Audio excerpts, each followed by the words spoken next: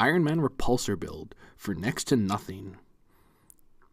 Alright, so what we're going to need for this build is a hot glue gun. Try not to burn yourself. Scissors. Obligatory be careful warning. And of course a screwdriver. I'm going to say Phillips, but I mean it's all situational. Electrical tape. A sock, new or old. Plastic bag, actually a couple grocery bags, a pair of safety pins, and this is just some wire hose or wire casing that I have, as well as something electronic. I'm using an old Nintendo 64 controller, and a pair of click lights, preferably one with a smooth fringe, and I'd say gray is probably the best color here, but we'll work with what we've got. Alright, so we're going to take our controller here, or other electronic device, and we're going to open this right up. We don't need any of the casing, we just need the circuit board. There we go. And we're going to hang on to the buttons and some of the other plastic bits here because they might look fantastic later on, depending.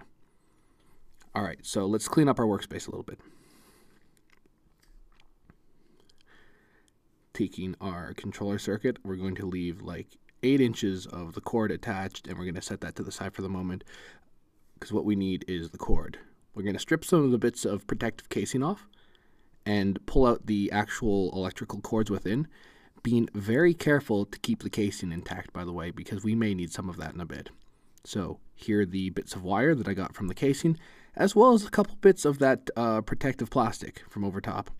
So next we're going to take our sock and we're going to cut right along the toe and just past the heel. There we go. Make sure that this fits your hand. The heel part should fit between your knuckles and your palm, and trim that down if needed. Here's a piece of electrical tape we're going to cut into about 1.5 inch piece, 2.5 inch pieces. Then we're going to cut those halves in half and apply them here to the click light, which is the basis for our arc reactor here. There we are. We're just going to add a couple smaller pieces for trim. And the idea is that we're trying to make this look a little more complicated than it really is. So the triangular arc reactor, the second one from the Iron Man movies, works best for this because the click lights tend to have a triangular formation for the lights. Next, we're going to take our safety pins and we're going to glue them upright to the back of the click light arc reactor. This is going to require a little bit of patience because you have to hold the pins up while they dry. Otherwise, they're going to go all sorts of weird angles. Alright, so taking that bit of sock heel, we're going to stuff it with a grocery bag and put our click light on. It's really important to stuff it with the bag, as we're doing here with the other piece, so that when we hot glue things, we don't just hot glue both sides of the sock together. So now we're going to take all our bits of wire and our bits of circuit board here, and we're going to glue them, well, almost all of them, across the piece to make it look like we've got some fairly complex circuitry going on, when in reality the click light's the only part we need. Now that we've got a little bit, we're going to add some to the click light as well. Try and bunch them in some places, get them to crisscross, and try not to be uniform about how you use this. The more of a mess this looks, the more complicated it's going to look like you've got an electronic mechanism in here. There we go, and then we're going to glue pieces across.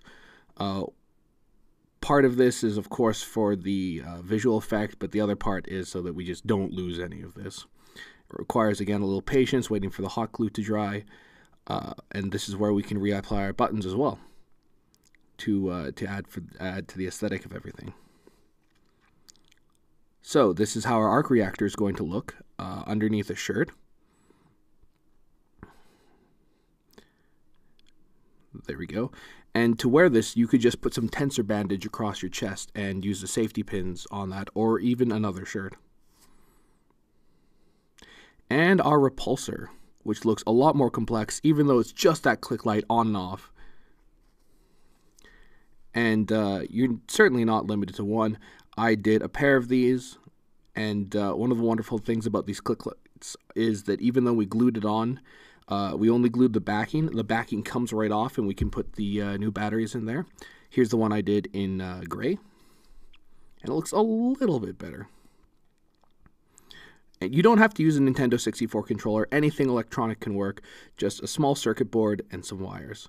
The whole project was about $5, which were just the click lights that I bought at my local dollar store. Everything else is stuff that you should have laying around the house, and if not, you can probably find it at somebody else's house. Thanks for checking out my Arc Reactor and Repulsor build, and I'd love to see your versions as well. Leave a comment, leave a reply, let me know what you would love to see in the future, or what sort of budget or time frame you'd like to work with, and we'll see if we can figure something out.